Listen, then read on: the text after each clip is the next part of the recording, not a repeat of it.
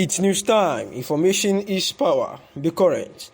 The news headline: My brother Nnamdi Kanu, that you have won 1 billion naira. Remember, those of us who are not insulting you. Sani, a former lawmaker who represented the good people of Kanu Central Senatorial District, Shehu Sani, has taken to his official Facebook handle to call on his brother Nnamdi, saying that he has won 1 billion and he should not forget people like him, Shehu Sani, who did not insult him. While sharing on his official Facebook handle, the president of the Civil Rights Congress of Nigeria, Shehu Sani, also made it known that when he, that is Nnamdi Kanu, is out, he will tell him the names of his open and hidden enemies. And these were the words of Sani, Shehu Sani, after it was said that the court had actually ruled and in the favor of Nnamdi Kanu to be paid 1 billion naira. However, it was also said by Shega.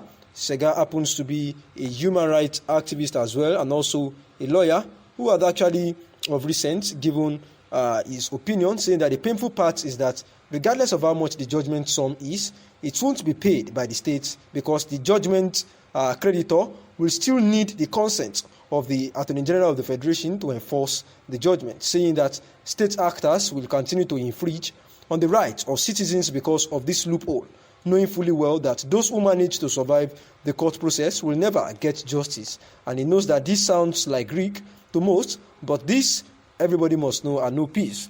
That the main reason why most people are agitating for secession and others taking up arms against the state is simply because of injustice and the culture of impunity. That the government cannot continue to be a judge in their own case, neither can the rule of law continue to be denigrated. And these were the words of Sega, and hoping that the 1 billion naira that has been ruled in the favor of Nnamdi Kanu will be paid for real.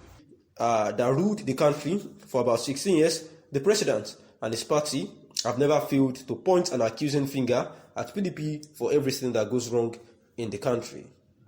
From mismanagement of public funds to an unprecedented corruption, from abandonment of several projects to depletion of foreign reserve, PDP has been named to virtually every bad thing that is happening to the country. It was on this note the president was quick to say that each time he hears the name PDP, what comes to his mind is failure. President Muhammadu Buhari told Maokpe Ogun and Shehu Okinbaloye while rounding off the special interview that was conducted for him in Aso Rock recently. And this was after the interview that came over to the social media, where different reactions began to swirl from PDP stakeholders and some other PDP members as well, where Governor Otom Wike actually said that the president does not know what he's saying, that his administration is actually what is meant to be called total failure. Political observations that the former president of the Federal Republic of Nigeria, Goodluck Ebele Jonathan, and the incumbent vice president would probably decide to join the presidential race come 2023. Although neither former President Goodluck Ebele Jonathan nor the vice president himself, Professor Yemi Osinbajo, has made it known to the public that they would vie for the presidential seat of the Federal Republic of Nigeria in 2023. But the fact remains that despite the sensitivity of the perception, none of former President Ebele Jonathan or Yemi Osinbajo has convincingly denounced their possibility of participating in the much anticipated polls. However, if by the way, both former presidents Goodluck Ebele Jonathan and the incumbent vice president Yemi Osinbajo decides to join the 2023 presidential race has been perceived, it will surely have strategic effect on the support of the Northerners for either of the candidates. While some Northerners may be seeing Professor Yemi Osinbajo as a gentleman who could easily be convinced in the course of playing the likes of Northern politics, former President Goodluck Ebele Jonathan could be seen as an experienced former president who had previously held the position, learned his lessons, and may not want to be played out politically again. Besides, some Northerners may be of the opinion that their support for former President Goodluck Ebele Jonathan could be considered as a shortcut to the Northerners' return to power, while their support for President Yemi Osinbajo may delay the proximity of Northerners to come back to power around 2031, considering the ethnics of 2 terms as permitted by the Constitution of the Federal Republic of Nigeria.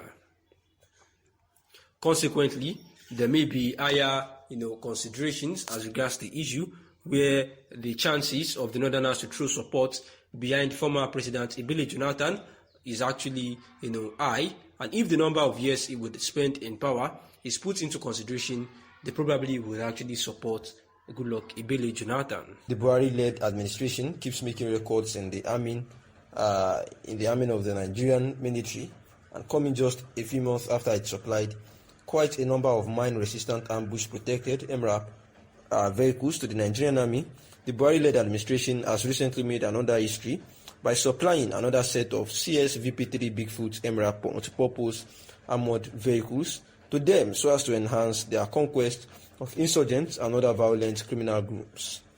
The new military hardware were supplied on the 19th of November 2021 and have since been inducted into the Nigerian Army Ordnance, after which they were deployed for combat operations against insurgents in the northeast as well as against bandits in the other parts of the country. With these continuous military supplies by Buhari administration, it has become essential to point out that the administration has made Nigerian history about being the best in equipping and arming the country's soldiers, which is an essential element in motivating the troops to serve the nation with all their hearts. The new artillery guns for Nigerian army to equip and re-energize the military establishment for optimum performance in securing the territorial integrity of the country. President Muhammadu Buhari administration has brought a new set of artillery guns for the Nigerian army, and the new artillery guns were inducted into the armory of the Nigerian army on the 19th of December 2020 at the headquarters of the Nigerian Army School of Artillery, NASA, in Kakia, Kaduna State, after which they were deployed against insurgents and other violent groups in the part of the country. Overall, it is a very patriotic step taken by the Buhari administration in equipping and modernizing the Nigerian military establishment that has suffered long neglect from the previous administration. Yet, out-of-school children figure is witnessing a massive rise of orphans everywhere. We can't travel in peace. The economy is crumbling. People are burnt while traveling. The protesters marched from Audu Bako Secretariat to the Kanu government house, where security operatives received the group of protesters, listened to them and promised to take the matter further to the appropriate quarters. Meanwhile, following the recent spike in terror attacks in Sokoto and Katsina states, President Muhammadu Buhari has dispatched a high-level delegation made up of heads of national intelligence and security services to the 2 states. According to a statement by the President's Senior Special Assistant on Media and Publicity, Shehu, on Friday, Buhari expects the delegation to present an immediate situation report and recommendations on actions to follow to effectively deal with the worrying situation.